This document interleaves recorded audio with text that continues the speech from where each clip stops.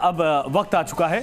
सतीश पुनिया इसी बीच आपको बता दें कि भारतीय जनता पार्टी की तरफ से कुछ बोल रहे हैं, सुनते हैं। पहली बार नहीं हुआ है, पार्टी जीतती भी और हारती भी है, इसलिए केवल एक हार और जीत से किसी का भविष्य तय नहीं होता और पार्टी का भविष्य तय नहीं होता है। पार्टी बहुत बड़ी और बहुत लंबा आगे जाना है, इसलिए प्रभारी जी ने भी कहा, मैं भी कहता हूँ कि निश्चित रूप से कोई न कोई कमी खामियां रही हैं, कहीं प्रबंधन की रही हैं, कहीं चयन की रही हैं। उन सब बातों की समीक्षा हम लोग अपने स्तर पे करेंगे और उसको दुरुस्त करेंगे। ये जो नगाड़ों की आवाज आ रही 2023 में, क्या यहाँ पर पटाखे फूटेंगे, जीत के आपका जश्न मनता दिखेगा? 2023 में केवल पटाखे से काम नहीं चलेगा, बम फूटेंगे। बम फूटेंगे। एक सवाल मेरा, क्योंकि उपचुनाव के हार की समीक्षा भी होगी, अब प्रदेश प्रभारी क्या है, हालांकि उन्होंने क्लियर कर दिया कि कहीं चूक हुई थी टिकट वितरण में। क्या संगठन ने पिछले दिनों जो प्रभारी बदले थे, अब कुछ और प्रभारी या कुछ और पदाधिकारियों को भी बदलने की कवायद है? क्योंकि आपने कहा था सक्रिय लोगों को और लेंगे, तो कुछ और हार की गाज नेताओं के ऊपर गिरेगी जिन्होंने भीतरघात की थी? क्या रिपोर्ट भी इस मंथन में आप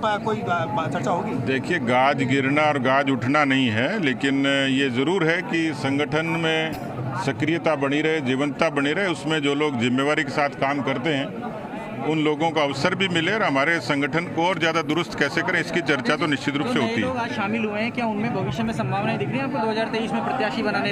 अभी कोई शर्त नहीं है, किसी तरीके की शर्त नहीं थी। 2023 में पार्टी में जीतने वाला जो योग्य उम्मीदवार होगा उसी पर चर्चा करेंगे। तमाम लोग बिना शर्त आए पार्टी में? पार्टी से जुड़ने की कोई शर्त नहीं होती, न पार्टी ने कोई शर्त रखी है, न आने वालों ने कोई शर्त रखी है। इन्होंने पहले संपर्क किया या आपकी तरफ से, संगठन की तरफ से पहले संपर्क किया? ये इन लोगों ने संपर्क किया, इनकी इच्छा थी पार्टी से जुड़ने की, हमने उसको स्वीकार किया। रत्ना कुमारी जी को जो जोड़ा है राव साहब, खुशी की बात तो परिवार बढ़ता है तो खुश होंगे ही। देवी सिंह जी को जोड़ा है, तो क्या महेंद्र यादव के हित नहीं जुड़ेंगे, टकराएंगे? देखिए, आज कोई टिकट का फैसला नहीं हो रहा है, आज तो सीधे सीधे तौर पर का है, पार्टी के साथ जुड़िए, काम करिए। 2023 में जीतने में सक्षम कौन होगा उसके बारे में विचार करें। रत्ना जी को लेने में राव साहब की सहमति है? देखिए, वो पार्टी में सामाजिक काम करती रही हैं और पार्टी से उसी तौर पर जुड़ी हैं, इसलिए किसी की सहमति और असहमति का यहाँ कोई कारण नहीं है। मोदी जी ने 5 रुपए कम किए और गहलोत सरकार आनाकानी के लिए कम करने का, उसको लेकर क्या कहेंगे आप?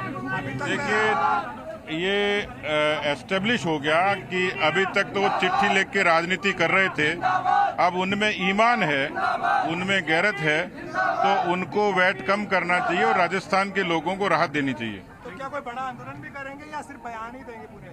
नहीं, मेरे ख्याल से 33 जिलों में जिस तरीके से प्रभावी रूप से युवा मोर्चा को ये जिम्मेवारी दी थी और आज राजस्थान के 33 जिलों में अच्छे इफेक्टिव आंदोलन हुए हैं। अशोक गहलोत जी यू टर्न ले सकते हैं, वैट की कमी कर सकते हैं। तो आप लोग भी सड़कों पर उतरेंगे अगर 1-2 दिन में वोट बैंक नहीं होता है तो? हम सड़क पर, जमीन पर, आसमान पर, सब जगह उतरेंगे। अब तो जोड़ दो यार, राहुल जी, अब तो जोड़ दो यार। सतीश पूनिया जिंदाबाद, सतीश पूनिया रानी रत्ना कुमारी जिंदाबाद, रानी रत्ना कुमारी जिंदाबाद, सतीश पूनिया जिंदाबाद। तो आपने सतीश पुनिया का सुना। बड़ी खबर इस वक्त आ रही है, आपको बता दें कि तमाम जो लोग थे वो फिलहाल पार्टी ज्वाइन कर रहे थे। उन्होंने कहा कि ये लोग खुद संपर्क में थे और इसके बाद इनकी मंशा थी, हमने पार्टी ज्वाइन करवाई है। और बीजेपी प्रदेश अध्यक्ष सतीश पुनिया का यह बयान। बीजेपी में और भी लोग शामिल हो रहे हैं। एक सवाल जब उनसे पूछा गया कि क्या 2023 में जब चुनाव होंगे उसके बाद पटाखे फूटेंगे, उन्होंने कहा पटाखे नहीं बल्कि बम फूटेंगे और साफ तौर पर यह संकेत था कि भारतीय जनता पार्टी सत्ता में आएगी और लोगों का रुझान बीजेपी की तरफ बढ़ता जा रहा है। शशि मोहन शर्मा हमारे साथ, हमारे सहयोगी जुड़ गए। शशि, बहुत सारी बातें इन्होंने कही हैं, लेकिन ये जाहिर सी बात है कि कई ऐसे चेहरे हैं जो फिलहाल पार्टी से जुड़ रहे हैं।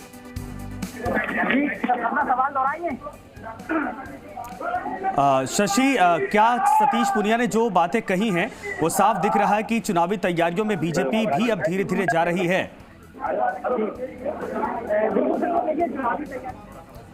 जी बिल्कुल संजय, देखिए चुनावी तैयारी में बीजेपी जा रही है और जो पॉलिटिकल पार्टी होती है वो राउंड द क्लॉक 24 घंटे 7 दिन और 365 दिन उसका काम राजनीति करना होता है, इसलिए उसको तैयारी करनी होती है। और हमारे साथ में शैलेंद्र गुर्जर हैं जो अभी पार्टी में शामिल हुए हैं। शैलेंद्र जी, क्या इस कदम को ये माना जाए कि बीजेपी इलेक्शन मोड की तरफ बढ़ रही है? देखिए कि अब राजस्थान में जो चुनाव हैं वो दिसंबर 2023 में ड्यू हैं और डेफिनेटली जो पार्टियां होती हैं वो सक्रिय रहती हैं, हमेशा सक्रिय रहती हैं कि अपने कार्यकर्ता को कैसे बढ़ाया जाए, कार्यकर्ता का कैसे मान सम्मान किया जाए और आने वाले टाइम में किस तरह से चुनावी प्रबंधन किया जाए। और मैं भारतीय जनता पार्टी की विचारधारा, कार्यशैली से प्रभावित हूँ और जो सुदृढ़ नेतृत्व है और जो डिसीजन लेने की पावर है वो भारतीय जनता पार्टी में है।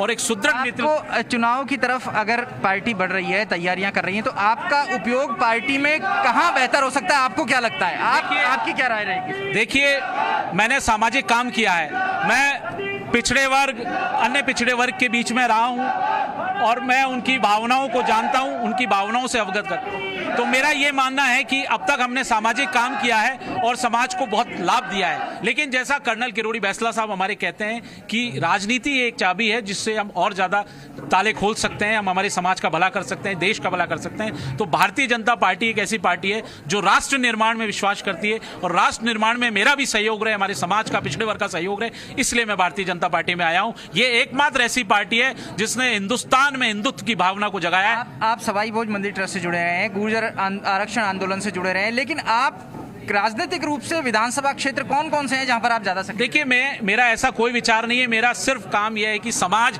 किस तरह से लाभान्वित हो और समाज कैसे आगे दिशा ले। ये राजनीति करना और राजनीतिक बातें जो हैं, इससे अभी मेरा कोई सरोकार नहीं है। ये ऊपर वाले लोग डिसाइड करेंगे, जो भी आला कमान है, शीर्ष नेतृत्व है, प्रदेश नेतृत्व है। लेकिन मेरा काम है कि समाज को मजबूती प्रदान करना। अगर मैं भारतीय जनता पार्टी में आया हूं तो मैं चाहता हूं कि समाज को हम मजबूत करें ताकि आगे पार्टी सुदृढ़ हो और आने वाले 2023 शैलेंद्र जी समाज को मजबूत करने की बात कर रहे हैं, लेकिन सिख समाज के प्रतिनिधि के रूप में इंद्र मोहन जी भी पार्टी से जुड़े हैं। इंद्र मोहन जी, कांग्रेस आपने छोड़ी, क्या कारण रहा और बीजेपी क्यों अच्छी लगी?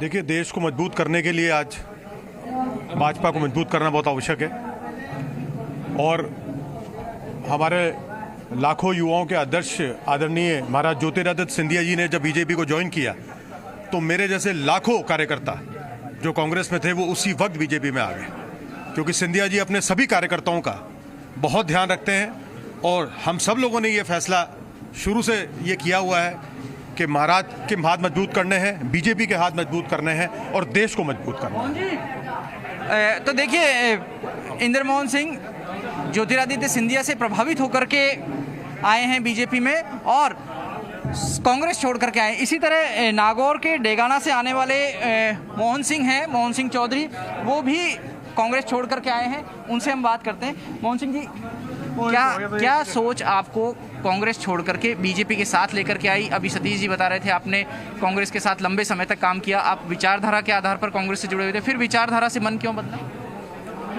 जैसे आप बता रहे थे, हम कई सालों से कांग्रेस में काम कर रहे थे और हमारी आस्था कांग्रेस में थी और हमने प्रदेश में कांग्रेस की सरकार बनने के लिए हमने सब मिलकर एक साथ काम किया और प्रदेश में सरकार बनी।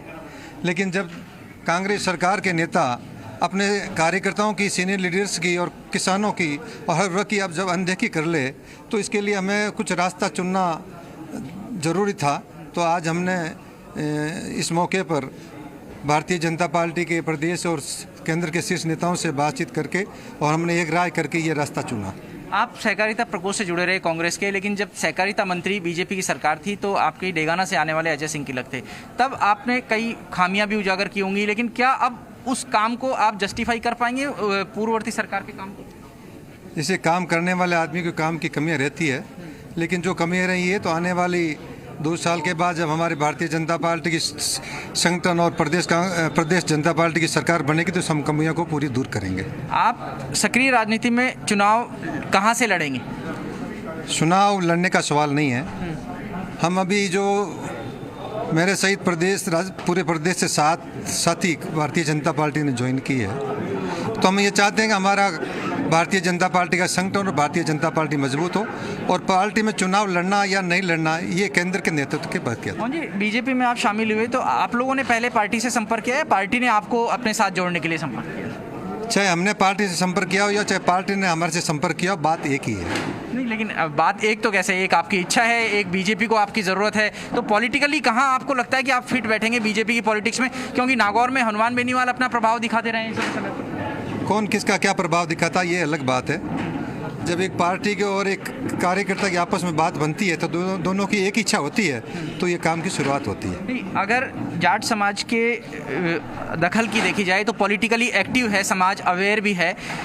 आरएलपी के संयोजक हनुमान बेनीवाल जाट समाज से आते हैं, बीजेपी के प्रदेश अध्यक्ष और पीसीसी प्रदेश अध्यक्ष दोनों ही जाट समाज से आते हैं। सबसे बड़ा जाट नेता आप राजस्थान में किसको मानते हैं? मैं सबसे बड़ा नेता उस भारतीय जनता पार्टी को मानता हूं जो आज इस समय मौजूद। समाज का नेता, आपके जाट समाज का नेता किसको? हमारे समाज के नेता अगर प्रदेश के कांग्रेस में या भारतीय जनता पार्टी में हैं, वो एक पार्टी का हिस्सा है। हमारे वर्ग में हम किसी एक को नेता नहीं मानते। तो ये मोहन सिंह जी थे जो कह रहे थे कि वर्ग में ये किसी एक को नेता नहीं मानते हैं। बीजेपी में आज 7 बड़े चेहरे के रूप में शामिल किए गए नेता हैं, लेकिन इसमें से कुछ ऐसे नेता भी हैं जो पहले चुनाव लड़ चुके हैं लेकिन चुनाव में जीत उनको नसीब नहीं हुई है। रत्ना कुमारी और देवी सिंह भी इन्हीं में से शामिल हैं। देवी सिंह शेखावत जो है वो चुनाव लड़ चुके हैं। देवी सिंह शेखावत बानसूर से चुनाव चुके हैं, अलग दूसरे नंबर पर रहे और इस रत्ना फिलहाल यहाँ पर पार्टी के नेताओं के साथ में उनकी बैठक चल रही है। जैसे ही ये मीटिंग खत्म होगी तो हम उनसे बातचीत करने की कोशिश भी करेंगे। और ये 3 नेता यहाँ पर बैठे हैं। देवी सिंह जी हैं, रत्ना जी हैं। देवी सिंह जी से बात करते हैं। देवी सिंह जी, आप दूसरे नंबर पर रहे और पार्टी के खिलाफ हालांकि आप चुनाव लड़े थे, लेकिन अब पार्टी में वापस आने के लिए आपका हृदय कैसे परिवर्तित है?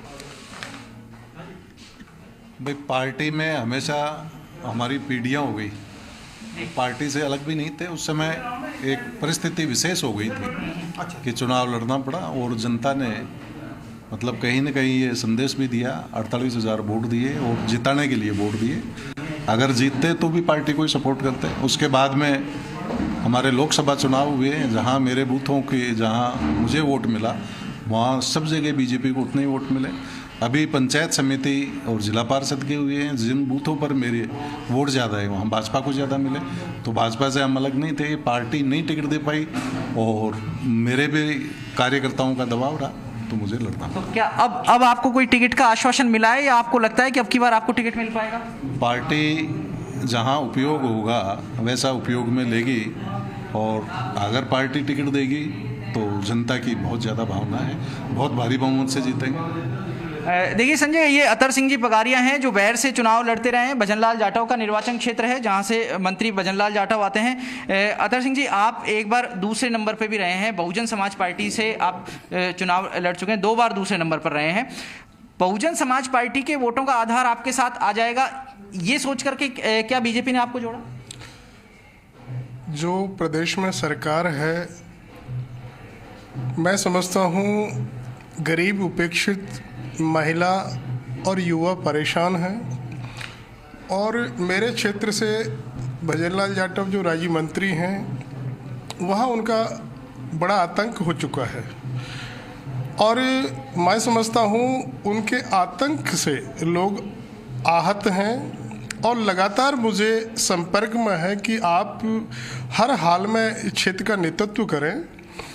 आप बसपा से भाग्य आजमा चुके हैं और भारतीय जनता पार्टी को आपकी ज़रूरत है।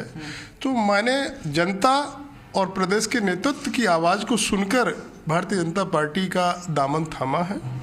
मैं अति जोश और उत्साह के साथ पार्टी प्रबंधन जो मुझे उपयोग में जिम्मा सौंपेगी, निष्ठा, लगन और ईमानदारी के साथ पूरा करूंगा। प्रदेश में भारतीय जनता पार्टी की सरकार आए, इसके लिए हर संभव प्रयास जारी रखूंगा। देखिए, बीजेपी के प्रदेश प्रभारी अरुण सिंह भी आ गए हैं। अरुण सिंह जी से बात करेंगे। अरुण सिंह जी, क्या आधार है इन लोगों को? बिल्कुल, ये तमाम जो हैं नेता इस वक्त भारतीय जनता पार्टी के दामन थामे हैं। शशि, मैं दोबारा आपके पास आऊँगा और जब समय मिलता है, लेकिन ये तस्वीरें आप देखिए, इसमें कई ऐसे हैं जो पहले चुनाव लड़ चुके हैं, कई ऐसे हैं जो IAS बैकग्राउंड के हैं और इसके अलावा कई ऐसे भी हैं जो अपने अपने क्षेत्र में कद्दावर नेता रहे हैं। और इसके पहले आपने शैलेंद्र गुर्जर को भी सुना। वो आपको याद होगा कि कर्नल किरोड़ी सिंह बैंसला के जब पूरा गुर्जर आरक्षण चल रहा था उस दौरान उनके एडवोकेट के तौर पर और प्रवक्ता के तौर पर भी उनकी पहचान थी। तो ये तमाम नेता आज भारतीय जनता पार्टी का दामन थाम चुके हैं। पार्टी की कोई विचारधारा ना हो, आपस में डिवाइडेड हाउस हो, वह धीरे धीरे धीरे धीरे देश भर से समाप्त हो जा रही है। कांग्रेस का देश भर से सुपड़ा साफ हो रहा है। राजस्थान में इतना जरूर कहूँगा कि राजस्थान में भी कांग्रेस का सुपड़ा साफ होना तय है। एक दो उपचुनाव से जीत हार तय नहीं होती, उसके कई कारण होते हैं। कांग्रेस के गहलोत जी आजकल इतने प्रसन्न हैं कि देश भर में वैट में कटौती हो रही, डीजल पेट्रोल के वैट में कटौती हो रही है, लेकिन वो यहाँ वैट में कटौती नहीं कर रहे हैं। और आने वाले समय में और अधिक लोग भारतीय जनता पार्टी ज्वाइन करेंगे और बसपा से भी आ रहे हैं, कांग्रेस से भी आ रहे हैं। सभी का अभिनंदन है। तो बीजेपी